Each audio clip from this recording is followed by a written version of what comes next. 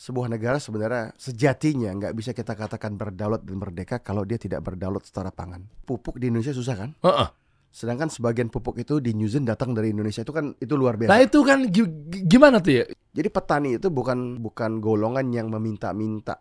In New Zealand, di New Zealand, petani, the farmers, we are the elite of the society. Kalau kita nggak muliakan petani ini, nggak ada yang mau jadi petani. Anak muda mau jadi petani, enggak. Jadi seorang petani sapi perah itu adalah nutritionist, ya, ahli nutrisi, botanis, seed specialist, tentu tentang biji-bijian, bagaimana yang ditumbuhkan gitu ya, human resource manager, pengatur orang, machinery specialist, karena kita mau nggak mau kita harus bisa di traktor, harus bisa di bulldozer, harus bisa di ekskavator, water and electricity specialist, kita harus ada listrik, kita ada air, reproduction, ya, animal scientist. Sisi lainnya adalah kita juga harus bicara tentang teknologi dan engineering, kan selalu banyaknya engineering dalam sistem pertanian peternakan kita yang harus kita maintain. Tapi yang menarik, keseluruhan 10 atau 12 dan bisa aja bertambah in a body of an endurance athlete. 100% dari yang dihasilkan New Zealand dalam bentuk dairy products itu cuma dimakan secara domestik 4%. Jadi 96% dari dairy products yang dihasilkan New Zealand itu diekspor.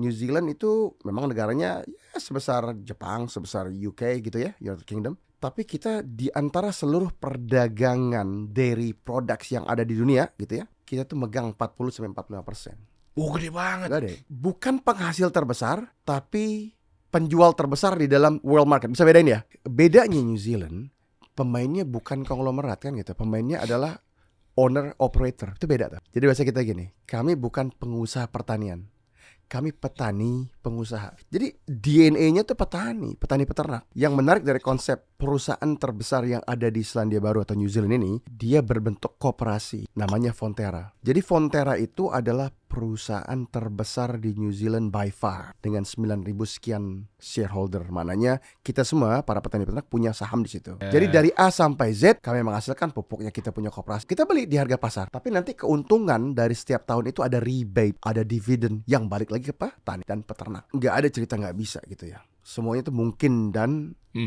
dengan adanya goodwill. Cuman tentu ada beberapa faktor yang harus bermain. Misalnya gini ya, regulasi yang cukup berpihak buat petani dan peternak gitu ya. Goodwill dari pemerintah untuk benar-benar menyokong industri ini. Karena ini kan industri yang sangat vital. Sebuah negara sebenarnya sejatinya nggak bisa kita katakan berdaulat dan merdeka kalau dia tidak berdaulat secara pangan. Itu menarik ya. Karena itu pupuk di Indonesia susah kan? Sedangkan sebagian pupuk itu di New Zealand datang dari Indonesia, itu luar biasa. Nah itu kan gimana tuh ya? Ketika pupuk itu susah, kenapa dia tersedia untuk diekspor ke pasar luar? Kan ini aneh kan? Tawaran buat Anda aja untuk masukin ya. Assalamualaikum Ustaz, begini nih, mau nggak gini? Ada.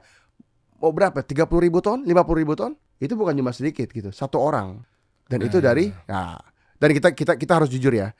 Bukan masanya lagi kita bicara yang berbelit-belit ya. Kita harus sampaikan kepada publik bahwa barang-barang demikian tuh ada, tapi terekspor. Kenapa?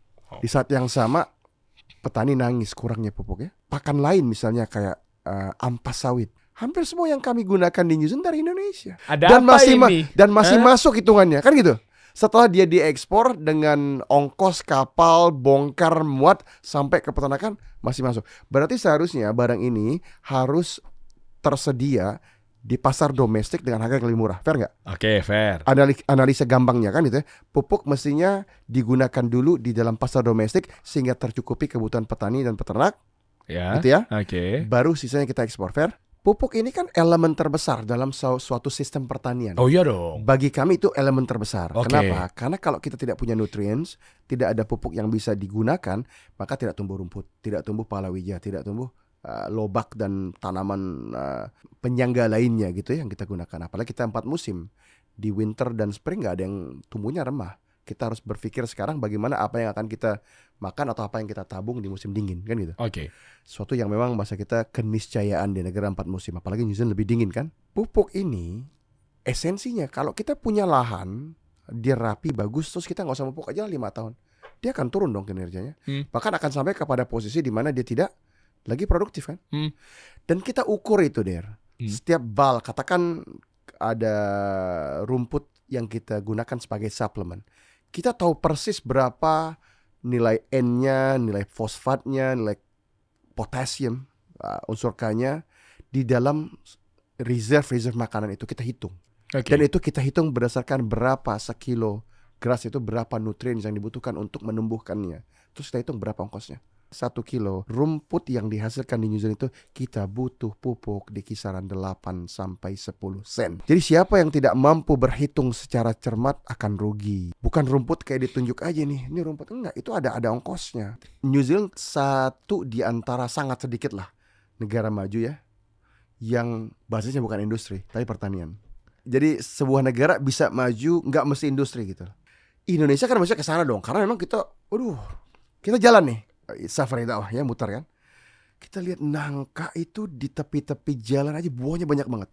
Sebagai orang tanah orang petani, kita paham benar bahwa nangka ini butuh pupuk yang tinggi. Bahasa kita potasiumnya, unsur K-nya, pupuk termahal tuh. Di Indonesia tuh bisa nggak dipupuk, nggak tumbuh, Insya Allah, gitu kan? Dan banyak. Berarti memang negeri kita ini subur sekali kan. Berarti nggak perlu pupuk dong, bener dong? Bukan nggak perlu pupuk, maksudnya gini, udah ada reserve yang luar biasa. Oke. Nah, ada pisang, ya kan, ada nangka, ada apa lagi? Kita lihat ada rambutan. Kita kan barang-barang yang New Zealand nggak punya itu. Oke. Karena kita nggak akan mungkin negeri seperti New Zealand tuh tumbuh pohon-pohon besar kayak durian gitu kan, nggak ada. Kita kan di mana-mana. Cuman kesalahan kita nih, kalau kita ambil terus, dipanen terus buahnya dan nggak diganti itu pupuk, akan terjadi depletion kan? We are depleting the soil gitu lah, of the fertilizer that it needs. Pupuknya akan hilang dong, kan akar menyerap nutrients menjadi buahnya kita jual. Harus diganti dong. From farm to plate, dari peternakan sampai ke piring saudara-saudara nih ya. Diatur sedemikian rupa. Kita kontrol, bukan diatur sedemikian, kita ambil kontrol gitu kan ya. Oke. Sehingga marketingnya nanti pun di Fonterra punya kita. Itu milik petani. Jadi petani itu bukan golongan yang meminta-minta. In New Zealand, di New Zealand, petani, the farmers, we are the elite of the society. Alhamdulillah. Gila, Masya Allah, Alhamdulillah. Nah, kenapa penting? Ya. Kenapa penting sih poin ini gitu? Dan ini memang poin dasar adalah kita pengen mengatakan bahwa kalau kita nggak muliakan petani ini, nggak ada yang mau jadi petani. Anak muda mau jadi petani? Enggak. Ini. Biarkan petani mendapat harga yang sedang, yang kadang-kadang kurang, dan bagus sekali. Harus begitu dong. Nggak mungkin harganya cuma sedang aja, dia nggak akan untung kan gitu.